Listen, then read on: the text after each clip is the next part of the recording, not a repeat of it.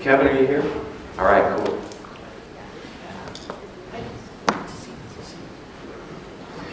Technology and machine learning has been around for a long time.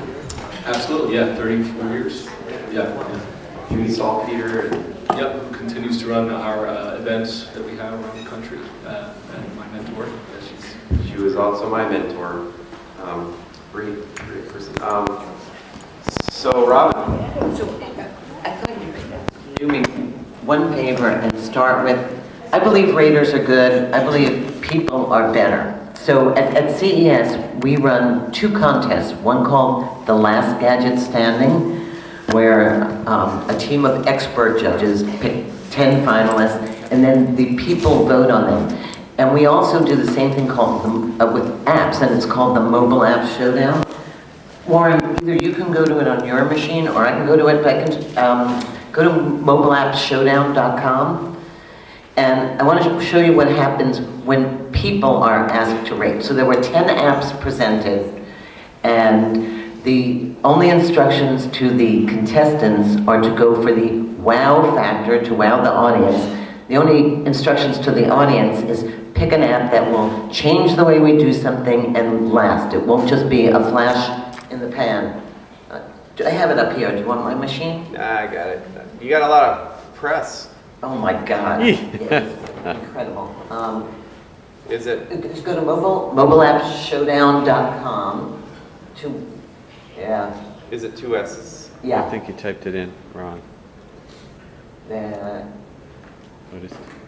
We'll get her. And if you scroll down to the bottom, there's a movie clip on the lower right. Keep going. All right, that one, yep. So I want to show you an app demonstration live to kind of set the framework for this conversation. How come you gotta move it over? Okay, it's okay. Everyone. So this app really impressed everyone on the panel because it does something really, really simple, effectively. And that's, it takes a handwritten mathematical application, a handwritten mathematical equation, and it instantly solves it right in front of you. But it doesn't only do simple equations, but it also can do really complex ones. But as cool as it is, the truth is that this app actually hurt me because it works better than I ever did in high school. Here's to talk about and Dennis Metsu. That's your name.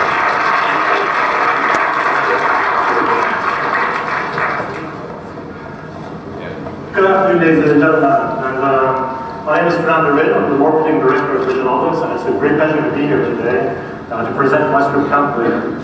A little word regarding the company, Vision Optics. We're the world leader.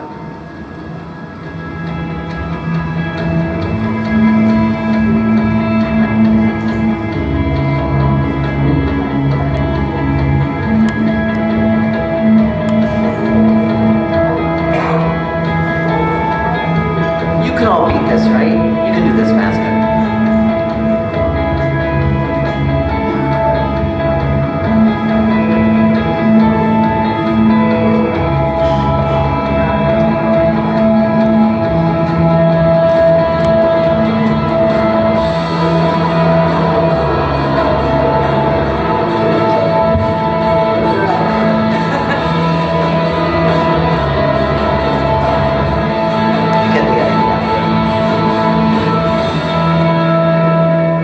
So these guys went on to do some demos in real time. Of course, I took this app to the restaurant the next day and tried to calculate the tip. It took me so long, but it's a great example of a wow, and a wow that people who would have thought a scripting calculator would have won over crazy mind meld apps and t-shirts with QR codes and a whole bunch of crazy things, but there was a wow factor to that people felt they could use, and I always like seeing what the real reaction is, as well as the professional tester's reaction that see tons of things every day. So I'm gonna use that as the people's choice, and you're welcome to go to the site and see the other things.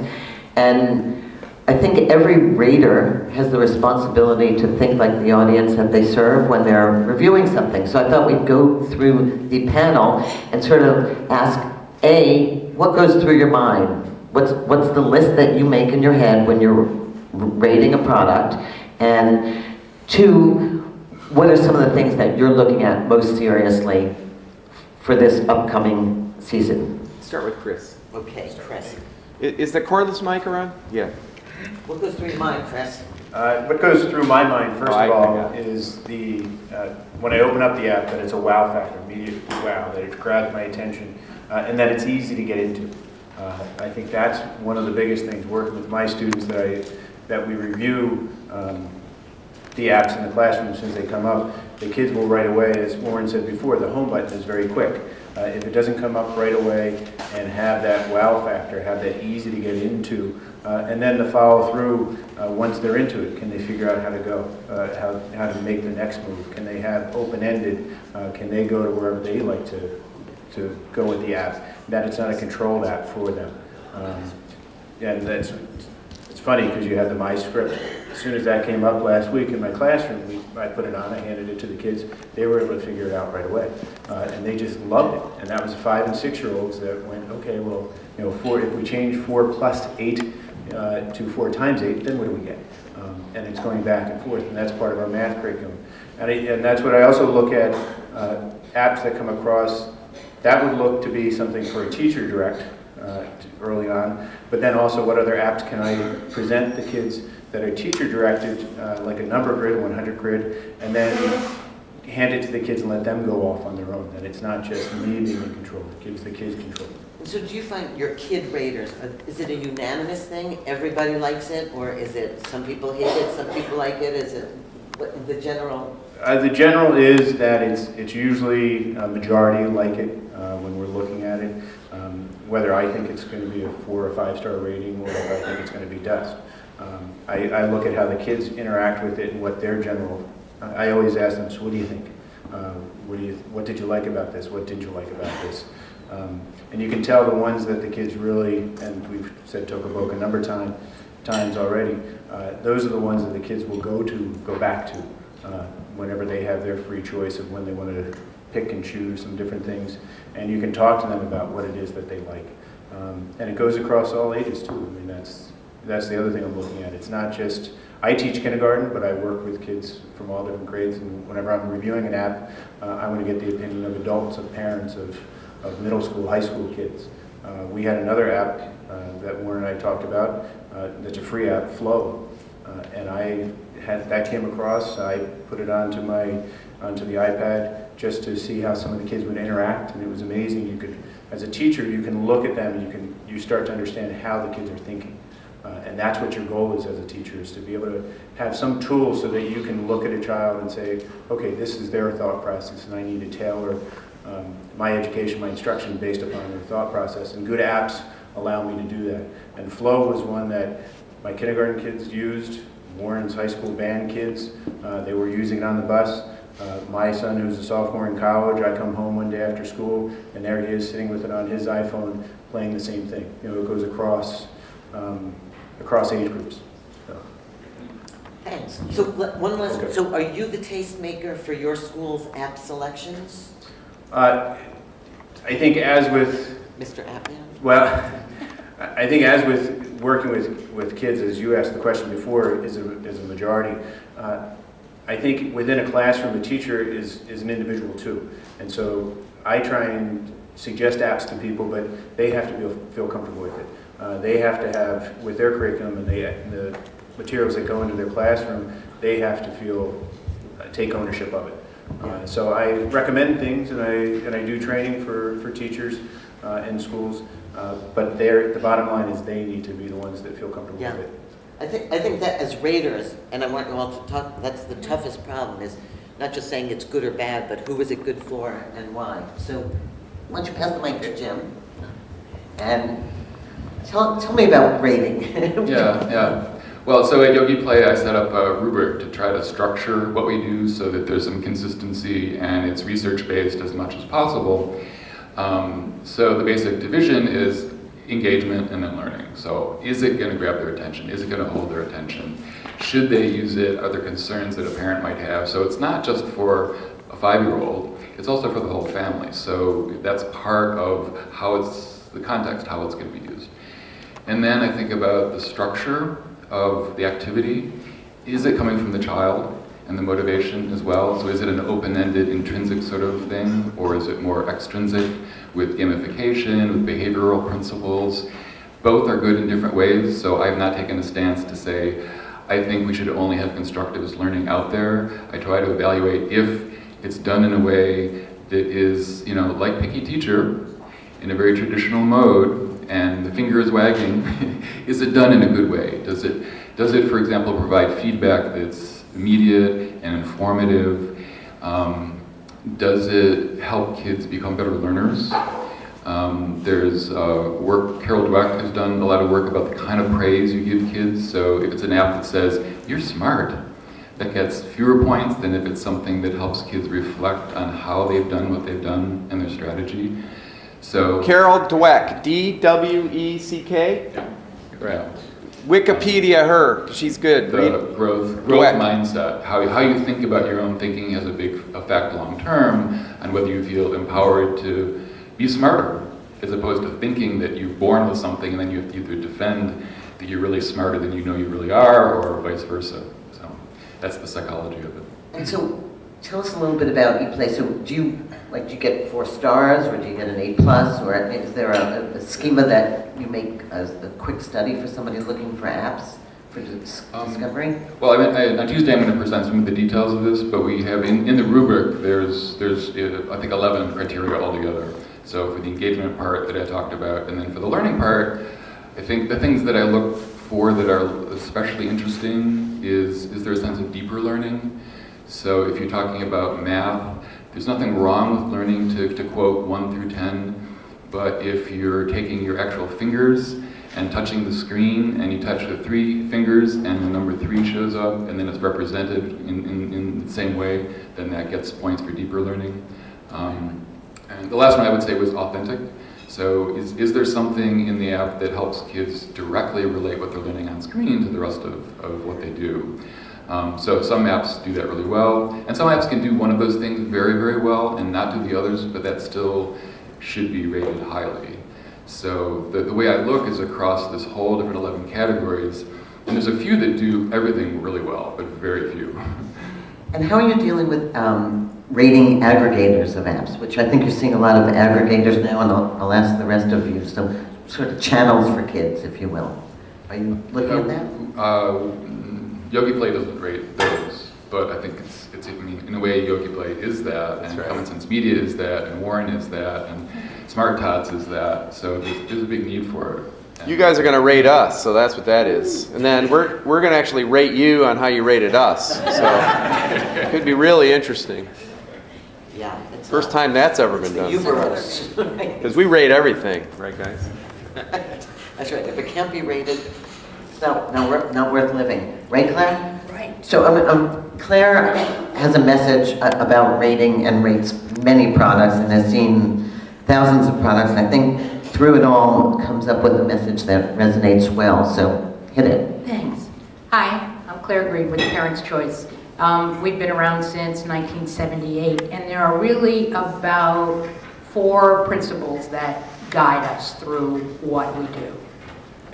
Not shown here. We believe that children are born scientists and musicians and linguists and artists.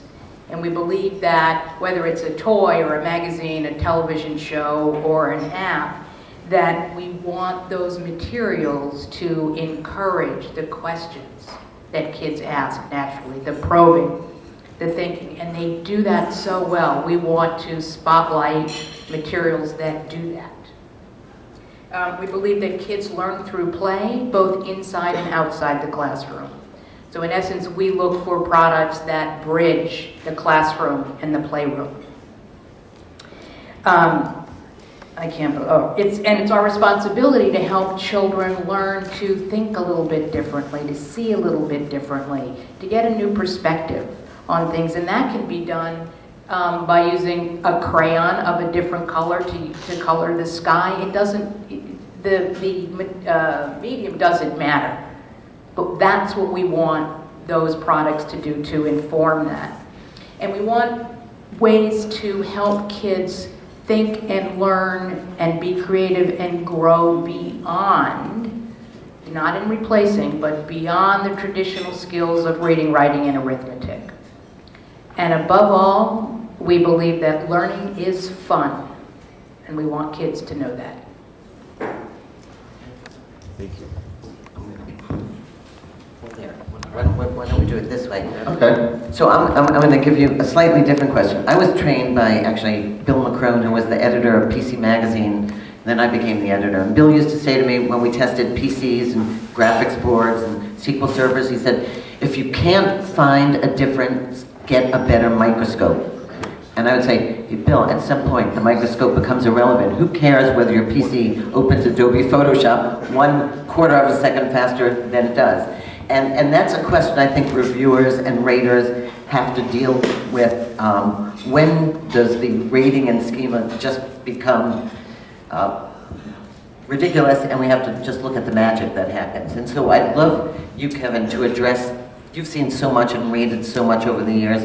How do you guys deal with that? Well, I mean, there's been a real evolution on the way that you look at technology and how you value technology, whether it's in a business place or in a school.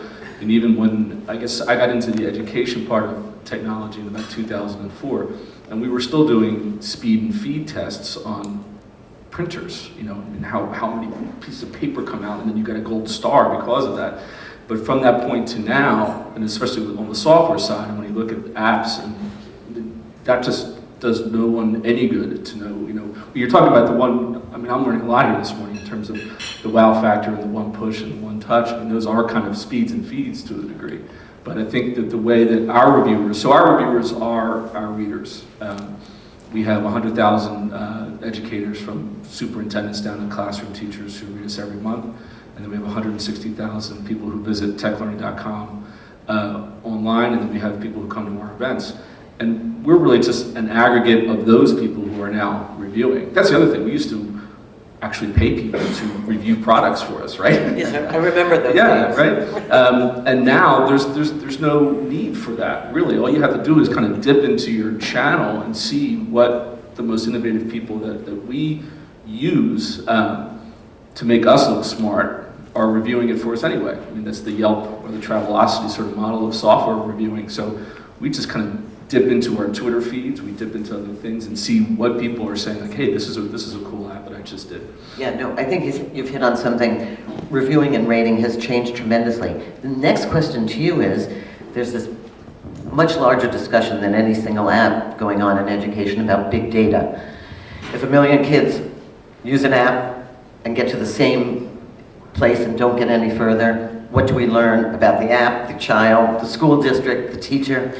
And do you look at the big data behind what's going on, and what's your sense of things there? What do you see happening? I think that's one of the biggest obstacles to actually having the things that you are developing actually getting into schools and improving not only the students' learning experience, but also the assessment of that experience. So there's a gap there between all these great, cool apps that kids learn, but then you have to deal, especially with the public school system, you know, where you're talking about having to come back with metrics, having to come back with percentages and pie charts on growth and literacy and you know, all those other wonderful acronyms. And so you have a company like Pearson, where I'll go to a product demo at ISTE, and there'll be the same number of people who all work for Pearson and all have 10 different products that they've acquired over the past 5 years, and they don't know each other. So there's no... Anybody here from Pearson? No. So go right ahead. I always get myself in trouble. But I mean, a lot of great stuff, you know, great products, but aren't necessarily talking to each other or tying it into their big data products like a Power School. So it's, you know, there's a real disconnect there that has to be somehow knitted together. How many of you watch or read EdSurge? So EdSurge looks at the, basically where the VC money and the financing money is going in the education industry right now. And there's a huge disconnect between what goes on in this room and what goes on in that world that needs to be brought closer together. So EdSurge, you really should read it and see some of the brilliant ideas that are being funded and how it's all going to tie into the school more. So thanks for that perspective. Renee comes from the toy rating perspective and has reviewed, you can see her just about every toy fair in every country across the globe, looking at play patterns and what's changed. So Renee, why don't you give us an overview of what you've seen and what you think is coming this year on the toy front? Well, basically I go to about 2 or 3 dozen conferences a year, always looking for what is it that will have the impact and the trickle-down effect for kids and families. So at the CES show, I'm looking at all these new TVs and all the in-vehicle technology and the connected devices, and that you're using your connected device at home, and as you walk out to your car, it automatically syncs to your car, and suddenly it's working in your car. Well, toys are going to need to reflect that same play pattern because kids mimic what they see the people in their life doing.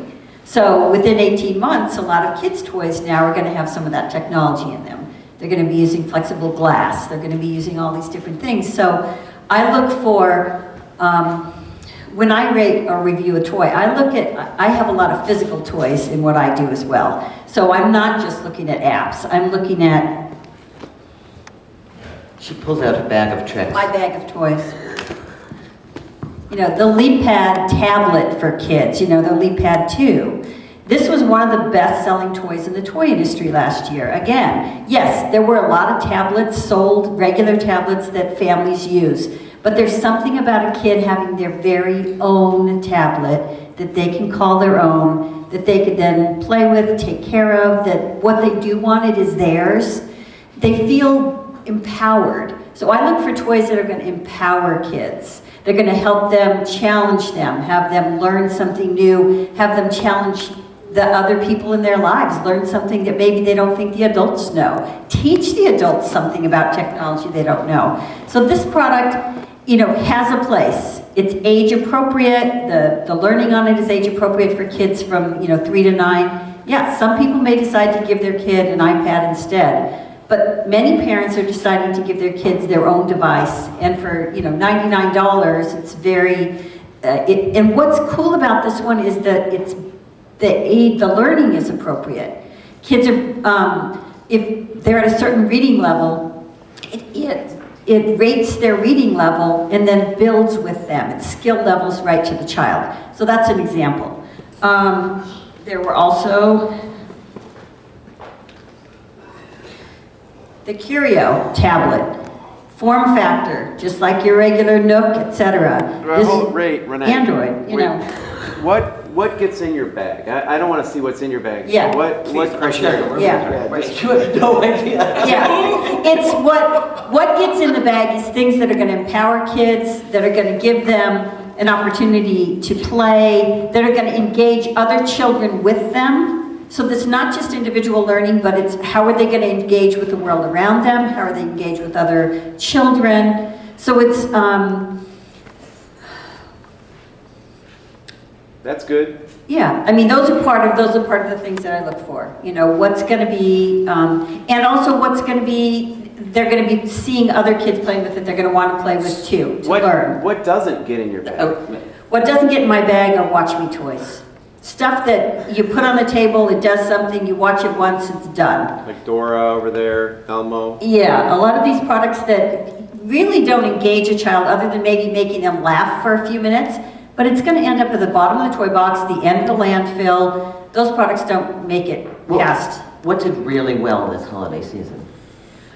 Some of these tablets did really well. Skylanders did really well. Beyblade. It was, Beyblade did well, spinning tops. There were some doll categories that did well, some which I completely don't understand why they do so well.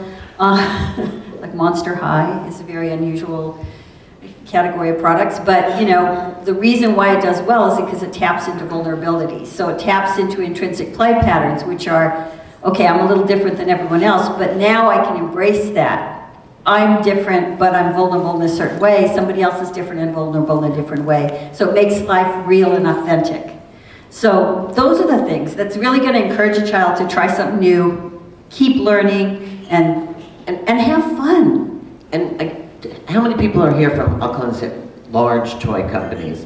Hasbro, Mattel, Disney, Nick. Oh. What do you see happening there? I mean, Scott pointed out yesterday that in fact, despite the money that the larger companies are throwing at virtual worlds, it's the smaller companies that came sort of out of nowhere that are garnering market share. So what did you see over the holidays with Hasbro, Mattel? Are they just like crying somewhere now? Well, it's interesting because they're looking for acquisitions right now, obviously. They're looking to acquire some of the smaller companies that are doing a great job. So when you do a great job at what you do, then people are going to take notice, and they're going to either copy what you're doing or they're going to buy you out. But there's a lot of people that want to continue what they're doing because they're great at it. And, you know, that's part of it too. So I can't really reveal what Hasbro and Mattel are doing in the future because it's all embargoed until February. I'm sorry, Toy Fairs. So all the new stuff is embargoed, but they're moving into more technology applications, even for the youngest children. Fisher-Price did announce at CES they have more activity toys that tie to play patterns, you know, with using the devices. One thing I don't like is when they're using a device that would be much better played using a physical product. You know, if you have cars riding along the top of your iPad, to me, I want those kids crawling on the ground, playing with the play mat, or in the mud, or in the dirt, or something, playing with those cars, not on top of a glass iPad, you know, where they might crunch it down, because that's part of your play pattern. Crash and bash play pattern is part of vehicle play. If you crash onto that iPad, you're going to break the glass. So those types of play patterns don't resonate with me. So Warren, we saw a lot together of, I'll call them iPad peripheral add-ons. Wowie comes to mind with their Artsy. Has anybody seen the Artsy? It's a picture frame you put around the iPad that turns it into a draw. You draw something and actually it then animates it. Kind of clever. I didn't spend a ton of time drawing with it. But you're seeing all of these add-on things. What's your thought on how those are going to be rated? There's a lot of dust in that space. I think it's interesting, but I think at the end of the day, the most direct route to, I said this yesterday, like for drawing your finger or moving something quickly, kids want a good stylus, a good rubbery stylus. We have the one that we really like, App Crayon, I think it's called. It's just a simple stylus. It costs about $6, and the app basically drives the experience. But this is a new space, and I think it's really early to tell. Say just a little bit about the eye-infused toys, please. I don't understand. I honestly don't understand why someone would put an iPhone or an iPad inside a stuffed animal. Can anybody say why? Why? And you're supposed, this is to what? It doesn't watch the digestion. That would be interesting. No, but it does. It protects your iPhone. Oh, from wow. slobber, you know, and it protects it from being hit. We saw a baby stroller that has an iPhone recharger and it's run by pushing it, and it's got a GPS and an odometer also. So it's a self-charging stroller that powers your iPad, which I thought was just brilliant, actually. Might as well get something out of all of this. Charging, I like that part, but I like the disconnect. If you're going to walk your child in a stroller, Jack, what do you think? Put the screens away. Say, oh, there's a bird. Listen to the bird. It's not an ATM machine, it's a bird. It's not a car alarm. It's something else. Listen to it. Put the screen down, please. It does have 3 screens on your stroller to watch. That is one of the problems.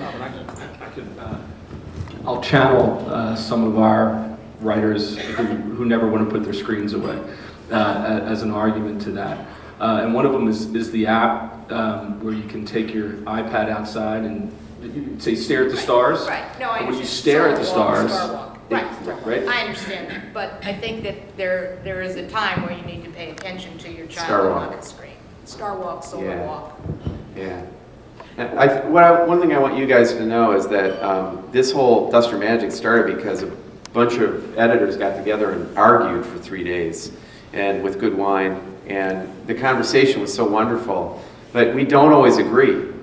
And one outlet might see something very different, and so this arguing or this discussion is chewing it over, it's disequilibration, and it helps us sort of become more valid, and we might see something from a different view. And so everyone's got a different take on this, and it's important to understand that. And I also want to say that the state of the art of when we give a rating and we try to quantify something is very incredibly slippery. I think we'd all agree.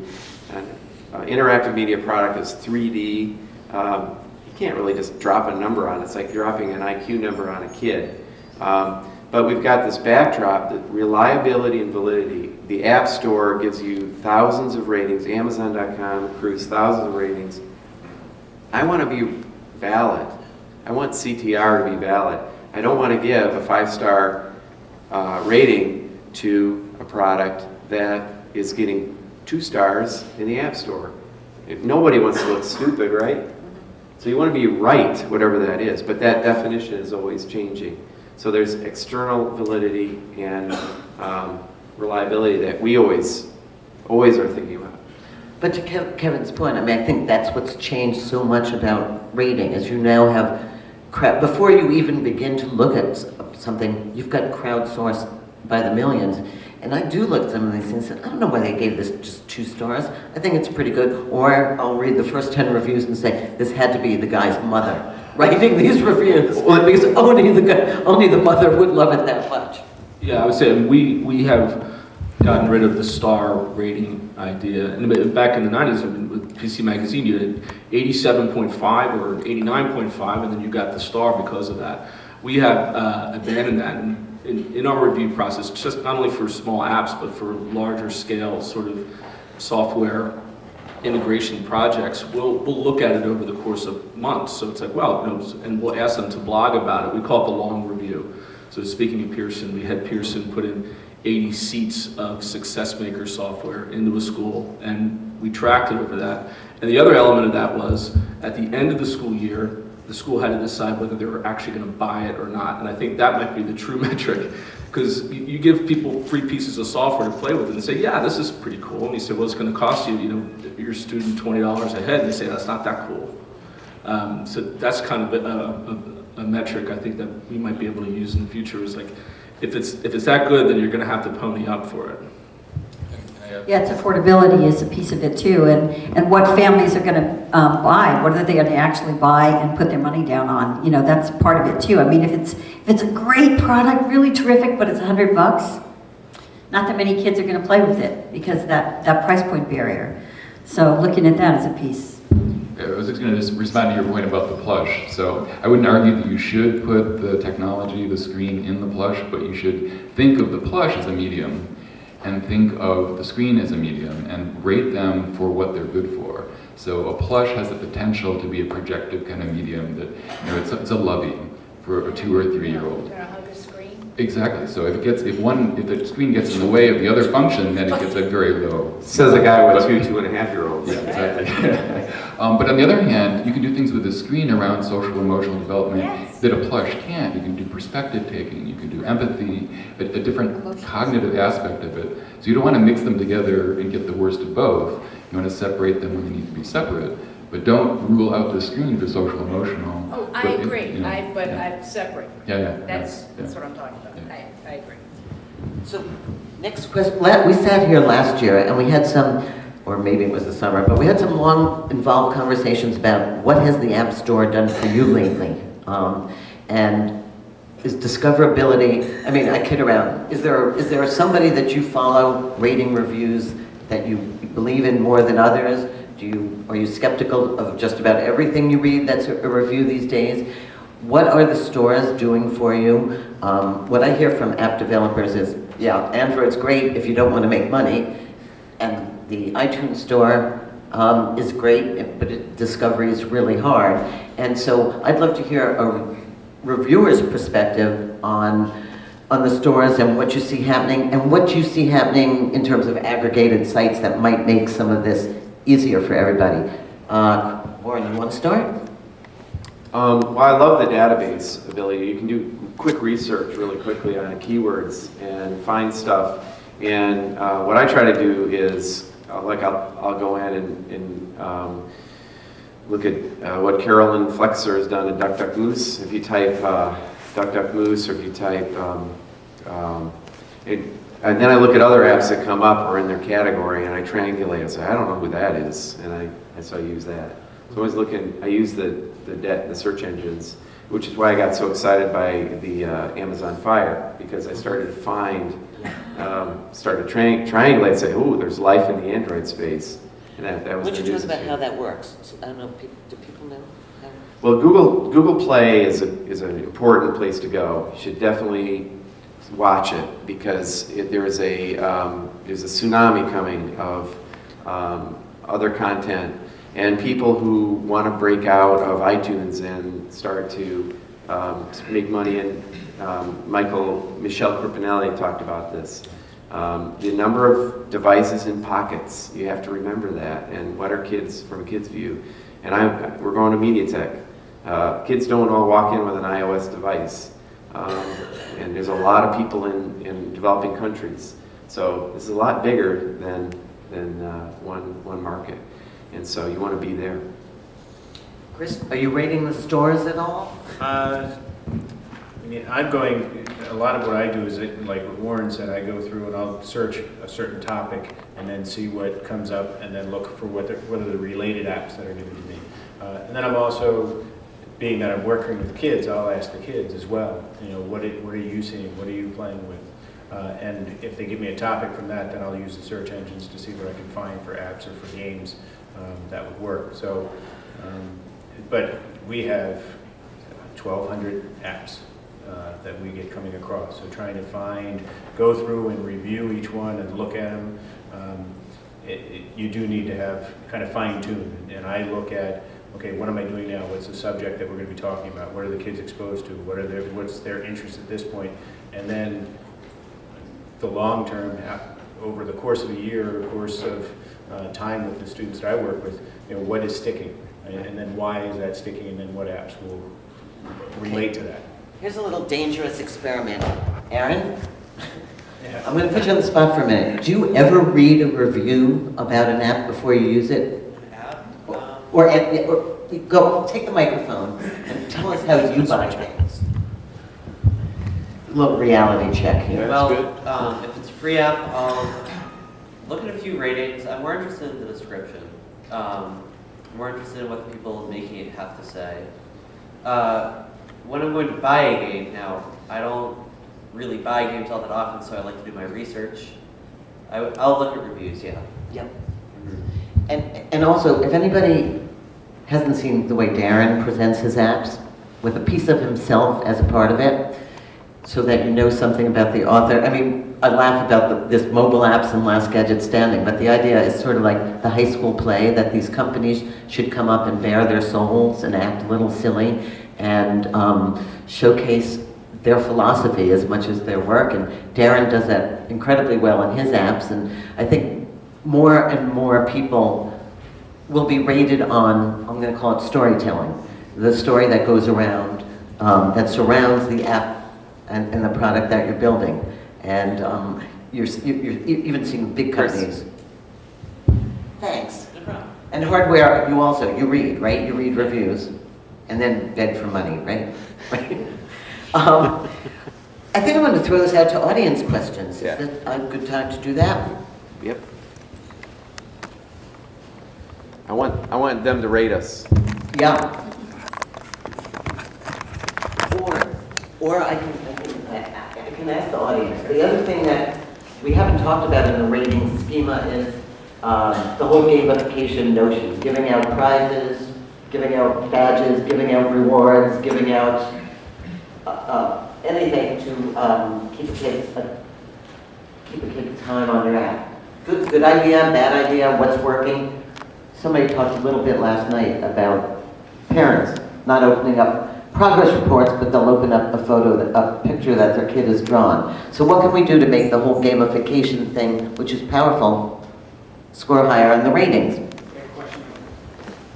Yeah, how are you all working kids regularly and reliably and responsibly into your critique processes? Okay, we'll take it down the line. Well, mine is daily, because I'm in the classroom with the kids and we talk about it within the school. So I walk around with one iPad throughout the whole school, throughout the whole day, and I'll ask kids I just hand it to them and see what they open up, see what they try. And then within the classroom, we have certain times where the kids have opportunities to interact with the apps. So I'm constantly, my iPads are in the hands of the kids, so I'm getting feedback from them, and then I, pass my judgment based upon what they see and then how I interact with it from the teaching perspective, what I think they are actually getting out of it. And Yogi Play, I think, uses people who know kids, for one thing. So if you've already looked at thousands of apps and taught thousands of kids, you have a pretty good sense, but then you double check a bit. It would be wonderful to have a lab. Warren, you do a great job with this, of doing thorough kid testing, always. Try. You can never do enough. Yeah. So, but after a while, some experience, you get a pretty good sense of what kids would like, and then you double check with some real kids. That's a great question. That's a good question. We have folks all over the country who happen to be experts in any given field. They also are parents, and what we send them, be it an app or a toy or magazines or the other products we rate, those are all tested with kids, with families, with parents, with grandparents, all together. So we do a lot of it. Because if the kids don't like it, forget about it. I'm in New Jersey, forget about Right. it. Forget about it. The only other thing I would add is watch the mommy market. And I'm going to lump them together as mommy bloggers. We do a show called Mommy Tech. I find a lot of them on Twitter. They're let's just say they have a loud megaphone, and they're incredibly vocal.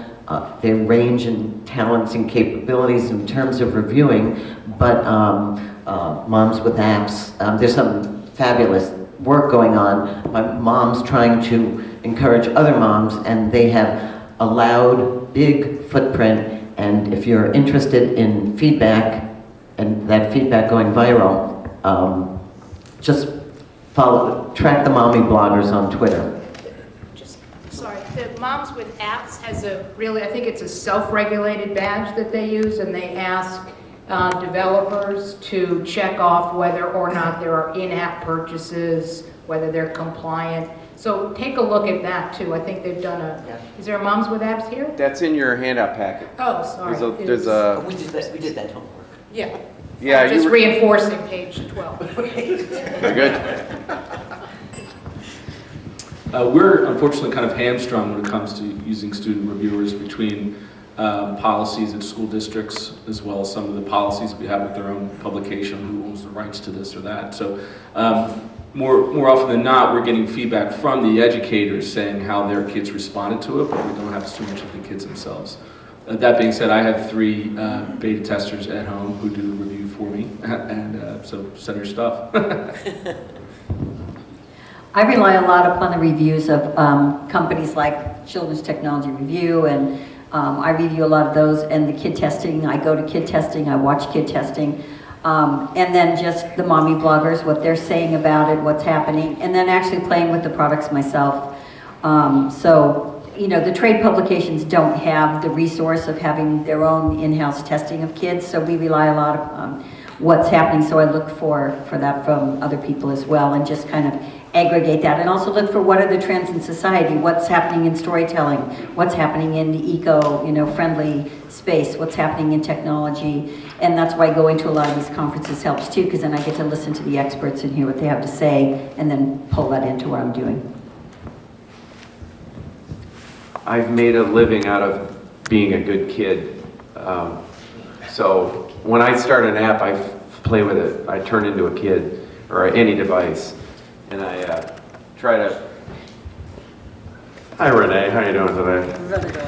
It's the old short microphone cable trick.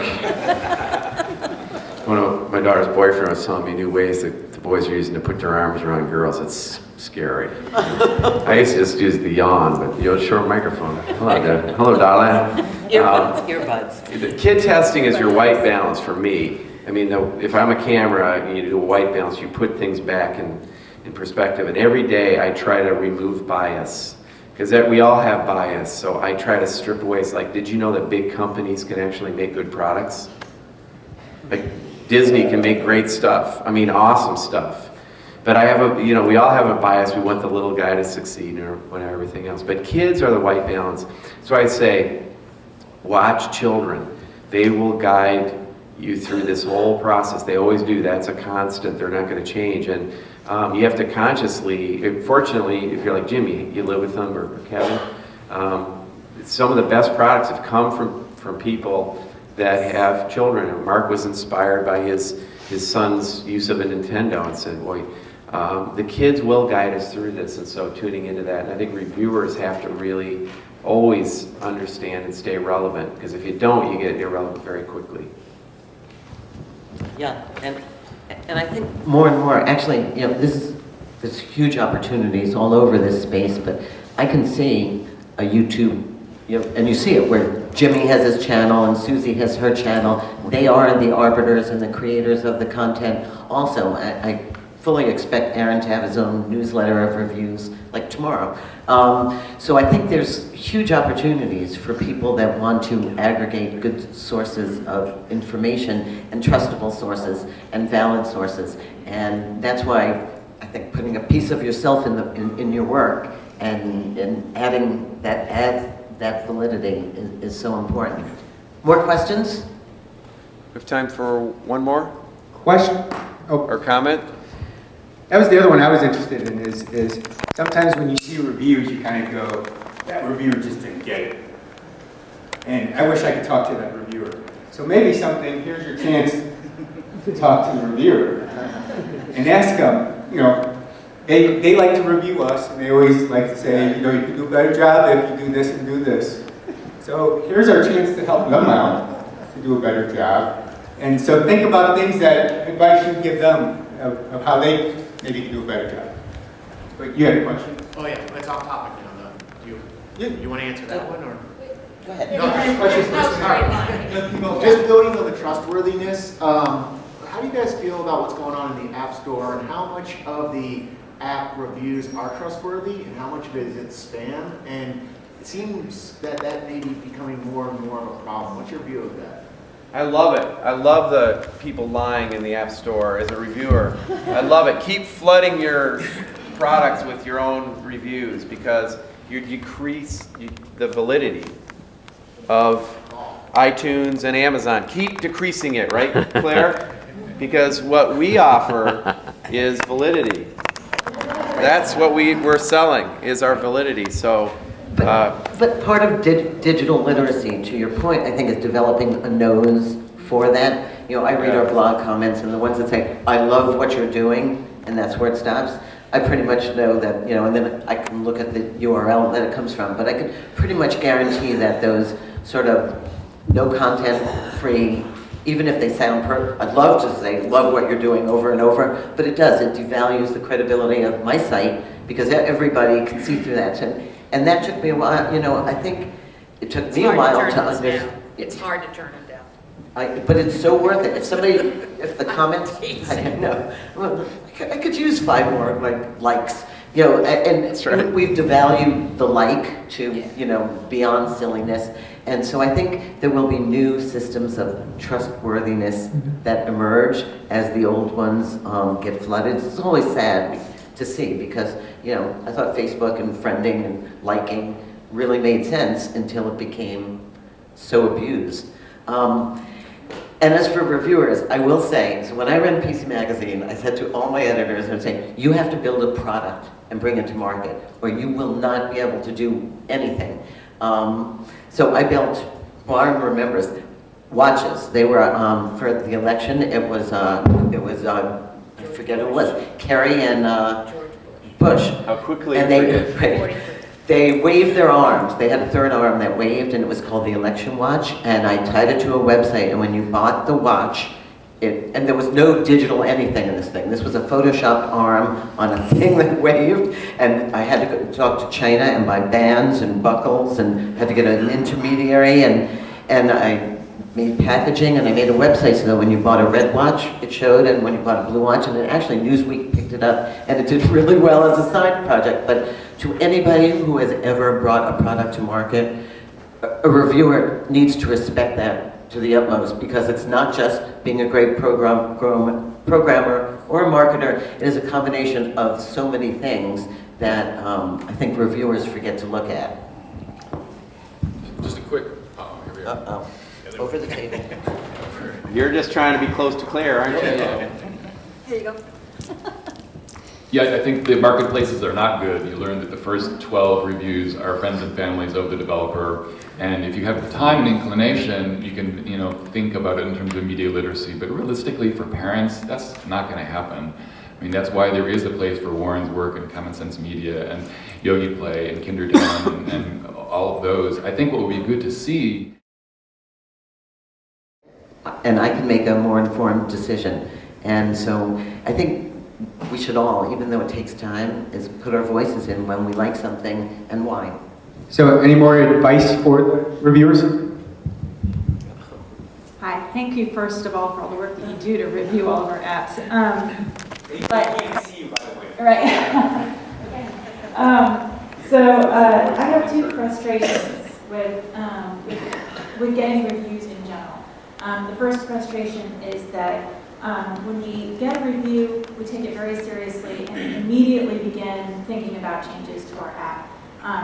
And so we work very hard. We put out an update right away, and with the hopes that we're going to improve the general opinion of the app. But oftentimes the review doesn't get changed, edited, updated, even if we make major changes, drastic changes to address the issues that are concerned. So that's just a real frustration on the part of the developers. So I just wanted to kind of share that. I'm sure that you're aware of it, but I wanted to kind of highlight that. And then the second frustration I have is that... So just address that real fast. Okay. Be vocal. It's like if you got a bad grade or a bad test, go to the teacher and say and complain, because squeaky wheel does get the grease. And that's my advice. But go with the second question. That's good to know, because I don't want to... Don't be afraid. I don't want to be that person, No, be that person, because it's important. You should, because you always second one. Okay, so the second frustration is I love to see more specific kind of badges and seals of approval. Sometimes you kind of get this is a parent's pick or a rater pick or editor's choice or whatever. But I would like to see more specific, like if you have an app that focuses on something like collaboration or authenticity, I'd love to see an authenticity seal of approval, or this got the approval for collaboration. And so I think that would help with the difficulty that you all have with your star ratings, trying to put a single star rating on an app. I would love to see more specific badges of approval, because then as app developers, sometimes we might be working on something with a very specific goal. We want to do something for collaboration. We want to do something that is authentic. And then we don't really get credit because we didn't do all of those things. And so I'd love to see some of those badges of approval, and I think it would also help parents attend to, oh, what does authentic mean? What does it mean when it gets the collaboration seal of approval? So I'd love to see that from reviewers.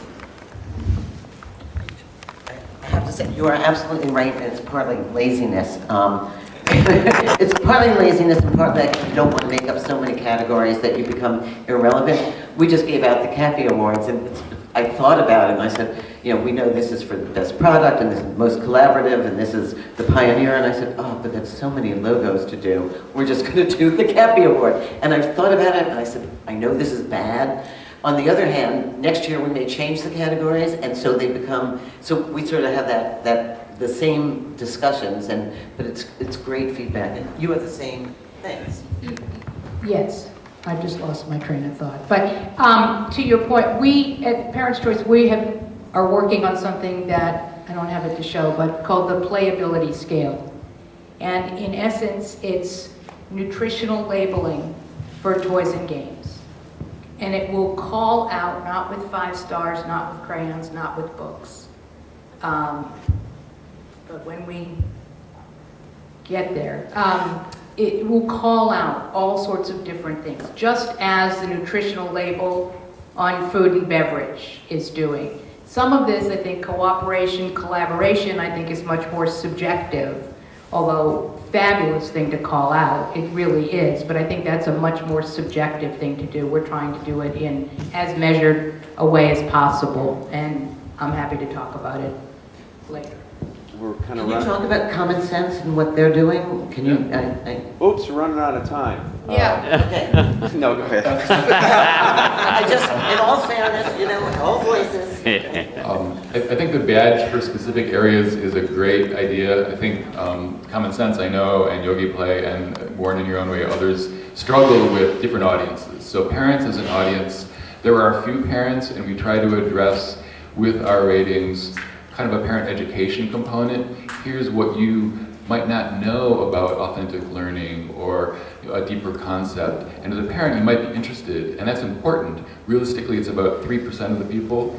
Most parents are really busy, so just a simple number of stars actually communicates. So reviewers who do market research about what their consumers say are going to find out that I don't have time to read all that detail. So it's really important for people like us to speak to multiple audiences, to find a way to give the quick glance that's meaningful, and then have the depth that's also there, and to do all that efficiently enough that it's possible to do it. And so something like badges, I think, would be good. If you go to Common Sense, you look at their learning ratings, you can go down and find a lot of detailed information. I don't think that many people dig into it yet, but I think, again, that's a direction that we all need to go, and find a way to talk and have relationships with developers where we're speaking the language that you need, what you need to hear, and have that be a different conversation than you know, what we say to parents. So speak to each person with the kind of feedback that they need, basically. How are we doing on the agenda, Darren? I don't have a watch.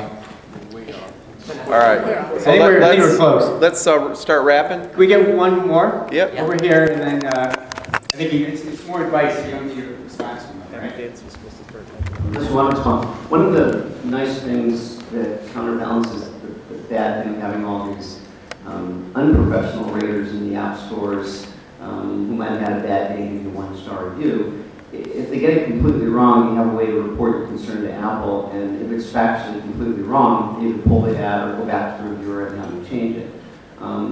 It would be, I think, for professional reviewers, it would be great if we, as developers, had a way to get our advice back to you, perhaps in the same way, or a similar way, to say, we don't want to dispute the fact that you didn't like our app, but here's a couple of things you might have missed. And we're all a little bit concerned about wanting to be like that squeaky wheel and say something and complain, but if there were a way that we're encouraged or a way to do it, I know you don't want to send them in advance because that may affect your journalism. At the same time, checking the facts ahead and making sure that the reviews are accurate gives people out there who are reading reviews inaccurate things. So as someone who gets their app reviewed, the only real frustration if you get a reviewer who really loves your app but completely misses something and writes an incorrect statement to the world out there, and then they look for that in your app and it's not there, or vice versa, that it's built there and it's beautiful and it's missed. And it just seems like there ought to be some easy way for dialogue. That's all. No, I think it's gotten better. Last words, I wouldn't discount audiences that aren't reviewers or mom bloggers. Think about analysts that look at this industry. Think about VCs. Think about MIT Education Review. I mean, there are the parenting magazines. There are so many unexpected places. And when you are writing to them to present your app, I think the ones that resonate have a story with them. You know, as lame as the story is, you know, I had a 3-year-old and this was the problem. It's something that, it's sort of like writing your college essay, something that sticks out above the other college essays, that grabs the attention and even does some thinking for a lazy journalist. Like, you know, there are 22 apps that say they'll make you a better artist, and here's what you should be thinking about. And so it's very appreciated from a reviewer. Any other last tips? Yeah, we're going to try to time travel 30 minutes back. Oh, good job, Darren. That's good. So if anybody has a way to do that. All right. Thank you, Robin. Thank you, Robin. Thanks, everybody. Thanks, panel. Thanks, Kevin. Thanks.